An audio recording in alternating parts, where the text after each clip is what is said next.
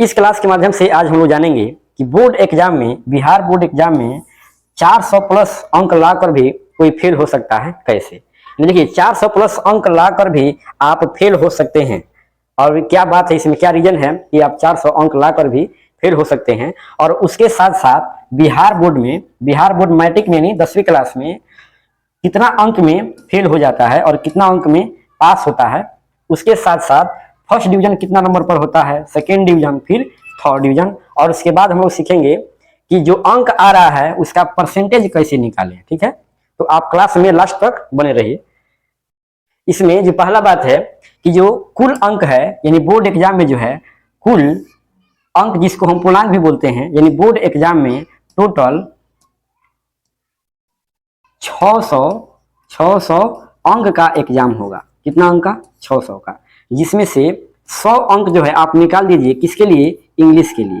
क्योंकि इंग्लिश में आप फेल होइए या पास होइए उससे बोर्ड का कोई लेना देना नहीं होता है, केवल आपका नंबर जितना आएगा उतना सबसे नीचे दिखा दिया जाता है। यहाँ पे आप देख सकते हैं इंग्लिश में जो 100 नंबर का एग्जाम होता है और पासिंग के लिए 30 मार्क्स है, 30 नंबर है, और यहाँ पे जो है इनका 31 नंबर आया है और ये क्या है?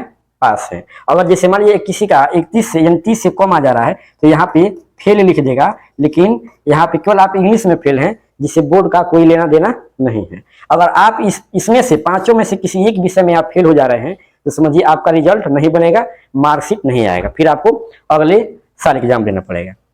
तो अभी देखिए ये हम क्या जाने कि कुल जो क्या है पूर्णांक है, यानी बोर्ड एग्जाम है 600 का होगा, जिसमें से हमारा परसेंटेज यानी पासिंग मार्क्स कितना? 500 पर बनेगा। क्यों? क्योंकि इंग्लिश को उसमें से छाड़ दिया गया है। यानी टोटल कि जो पूर्णांक है कितना है? 500 है। अब इसमें देखिए पास होने के लिए क्या है? पास होने के लिए यहाँ पे देखिए ये 10वीं क्लास का मार्कशीट है, जिसमें अभी हम इंग्लिश का नंबर देखें। इसमें देखिए फुल मार्क्स सभी विषय में यहाँ पे देख सकते हैं, सभी विषय में क्या है? 100 अंक दिखाया गया है। यानी टोटल जो प्रत्येक विषय का अंक है 100 अंक का क्या होगा? एग्जाम होगा। और प्रत्येक में यहाँ पे देखिए यहाँ पे पास मार्क्स लिखा होगा। ठीक है, यहाँ पे देखिए यानी ये क्या है? हिंदी में पास होने के लिए 30 नंबर, संस्कृत में पास होने के लिए 30 नंबर, मैथ में पास होने के लिए 30 नंबर और सोशल साइंस में पास होने के लिए 30 नंबर।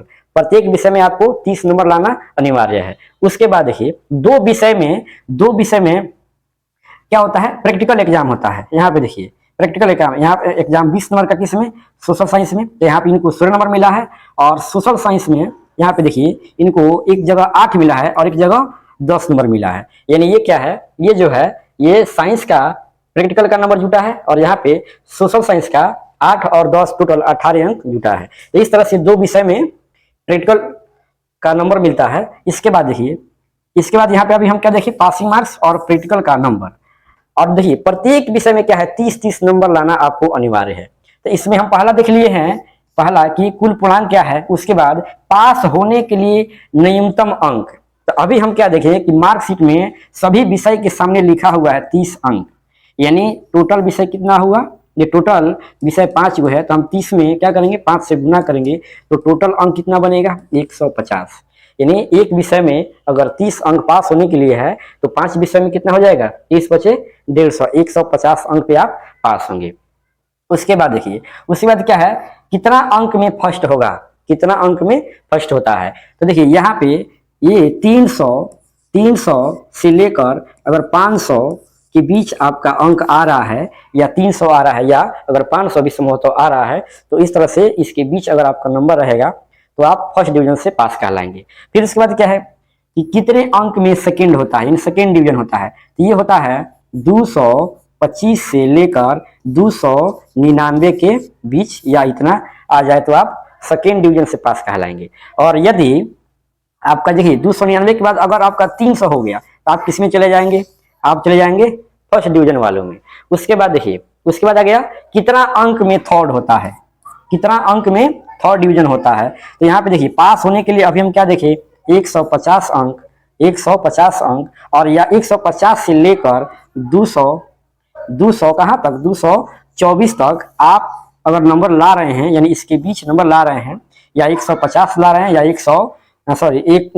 224 ला रहे हैं, तो आप थर्ड डिवीजन से पास कहलाएंगे। उसके बाद है कितना अंक में फेल। तो निश्चित है कि आप यदि 150 से 150 से एक भी नंबर कम ला रहे हैं, एक भी नंबर कम ला रहे हैं, तो आप क्या हो जाएंगे, जैसे मान लीजिए 149 किसी का आ गया तो क्या है, फेल है, क्या है, फेल।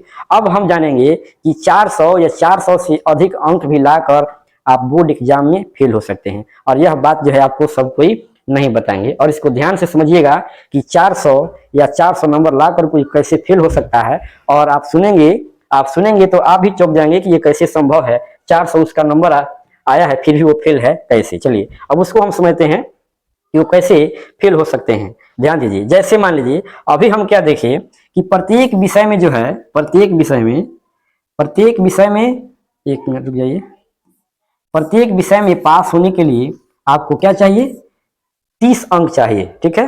तो इस तरह से जो टोटल विषय है 5 है, और इस तरह से हमारा कुल जो पासिंग मार्क्स है कितना बना था, 150, यानी केवल पास मार्क्स है ये, ठीक है। अब देखिए जैसे मान लीजिए, समझिए यहाँ पे ध्यान समझिएगा कि किसी का हिंदी में आ गया, हिंदी में किसी का मान लीजिए 96 अंक आ गया, ठीक है। और संस्कृत में मान लीजिए किसी का आ गया 94 नंबर, ठीक है। और SST या जिसको हम सोशल साइंस भी बोलते हैं, इसमें आ गया किसी का कितना अंक, 95 अंक, ठीक है। और एक विषय और हिंदी हो गया, संस्कृत हो गया, सोशल साइंस हो गया, और साइंस में मान लीजिए किसी का आ गया कितना, भी मान लीजिए 95 ही आ जा रहा है, यानी सभी 90 से क्या है, सभी 90 से प्लस अंक है। और मान लीजिए वो सभी विषय में पढ़ने में बहुत तेज हैं, लेकिन उनको मैथ में बिल्कुल मन नहीं लग रहा है, मैथ नहीं पढ़ रहे हैं, मैथ को छोड़कर बाकी सभी विषय में भरपूर समय दे रहे हैं, और सोच रहे हैं कि 400 से अधिक नंबर लाएंगे, वो विषय गड़बड़ा जाएगा तो उसे क्या दिक्कत होगा। देखिए क्या दिक्कत हो जा रहा है, यहाँ पे मान लीजिए उनका 25 अंक आया, मैथ में 25 अंक आया, और बाकी सब में कितना है, बाकी सब में 96, 94, 95। इस तरह से हम टोटल अगर जोड़ेंगे तो ये कितना बनेगा, 6 और 4 10, और ये कितना 10 20 के, यहाँ पे क्या होगा 0, और ध्यान दीजिए यहाँ पे, और ये कितना, ये हो जाएगा 9 चौका 36 और 2 कितना 38, यानी 380 नंबर टोटल होगा। और यहाँ पे आइए, अब यहाँ पे 380 जुटेगा तो टोटल अंक कितना बनेगा हमारा, ये बनेगा 405 अंक, ठीक है। अभी 405 अंक आने के बाद ये फेल होंगे, कैसे, क्योंकि देखिए नियम क्या है कि प्रत्येक विषय में आपको 30 अंक लाना है। ये बाकी विषय में जो है आप 96, 94, 95 लाए हैं, इन विषयों का असर आपके मैथ पर नहीं पड़ने वाला है, ठीक है। यानी आपको इसमें भी पास होना पड़ेगा। अगर 5 अंक इसमें भी लाए होते, यानी 25 और 5 30 अगर होता तो आप पास कहलाते, लेकिन यहाँ पे इसमें एक विषय में 30 नंबर से कम हो जाने के कारण आप फेल हो सकते हैं, ठीक है। यानी इस तरह से आपको ध्यान में ये रखना है कि सभी विषय पर आपको बराबर ध्यान देना पड़ेगा। चाहे आपको जिस समय किसी विषय में अगर रुचि नहीं है, तभी आपको किसी भी तरह आपको उसमें पास होना पड़ेगा, अर्थात 30 नंबर आपको लाना अनिवार्य है, ठीक है।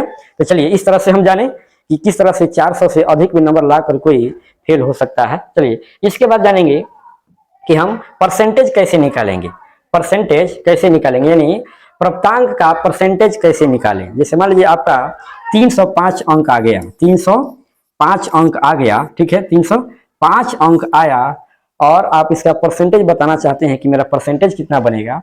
तो परसेंटेज निकालने के लिए देखिए यहाँ पे कुल प्राप्तांक में विषयों की संख्या से भाग देकर, प्राप्तांक का मतलब क्या है, जैसे मान लीजिए जितना नंबर का एग्जाम होता है उसको हम बोलते हैं पूर्णांक, क्या बोलते हैं, पूर्णांक बोलते हैं। टोटल मान लीजिए 500 नंबर से हमारा क्या मार्कशीट बन रहा है, यानी वहां पे नंबर जुट रहा है या परसेंटेज बन रहा है, तो टोटल कितना का, 500 से। अब देखिए 500 का ये क्या है, मतलब पूर्णांक है, जिससे हमारा परसेंटेज बनेगा। अब देखिए विषयों की संख्या कितना है, 5, विषयों की संख्या 5 है। एक छठा विषय कौन है, इंग्लिश है, तो इंग्लिश को छाड़ देंगे, क्यों, क्योंकि उसका परसेंटेज नहीं बनता है, उसको सबसे नीचे दिखाया जाता है। आप यहाँ पे देख सकते हैं, आपको पहले भी दिखाएं कि इंग्लिश का जो अंक है कहाँ जुटेगा, सबसे लास्ट में दिखाया जाता है, क्योंकि उसमें जो है आप फेल होइए या पास होइए, बोर्ड को कोई लेना देना नहीं है, ये आपके ऊपर है, या फेल होंगे या पास, आपका मार्कशीट बनेगा। बशर्ते अगर इसमें किसी विषय में आप फेल हो जा रहे हैं तो आपका मार्कशीट नहीं बनेगा, आप फिर अगले साल एग्जाम देंगे। तो इसमें देखिए हमें क्या निकालना है, अभी परसेंटेज निकालना है। तो परसेंटेज निकालने के लिए विषयों की संख्या से भाग देंगे। तो टोटल विषय कितना है, टोटल विषयों की संख्या 5 है, और सभी विषय में जो परसेंटेज हमेशा 100 पर निकाला जाता है, इसलिए प्रत्येक विषय में 100 अंक का एग्जाम होना चाहिए। तो अभी हम मार्कशीट में क्या देखें, इस सभी विषय में 100-100 नंबर का एग्जाम हुआ था, इसलिए जो टोटल मार्क्स बना था 500 था। जो क्या था, पूर्णांक था 500 का था। जिससे मान लीजिए अभी हम क्या देखें, अभी इसमें हम देखेंगे कि रुक जाइए, कि अगर किसी का मान लीजिए 305 अंक आ रहा है, 305 अंक आ रहा है, तो इसका परसेंटेज कितना बनेगा। तो उसके लिए हम विषयों की संख्या कितना है, 5 है, तो 5 से भाग देंगे, तो ये 5 6 कितना हो जाएगा, 30। ये घटाएंगे क्या बचेगा, 0, तो इसको हम क्रॉस कर देंगे और ये 5 उतरेगा, 5 से कम कितना हो जाएगा, 5।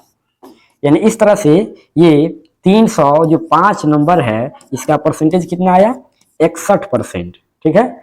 अगर कोई जैसे मान लीजिए अगर कोई 421 नंबर ला रहा है, तो उसका कितना परसेंटेज बनेगा। तो उसका परसेंटेज निकालने के लिए हम फिर क्या करेंगे, फिर इसमें हम 5 से भाग देंगे विषयों की संख्या से। यानी हमेशा आपको जितना नंबर आया है उसमें 5 से भाग दे देना है।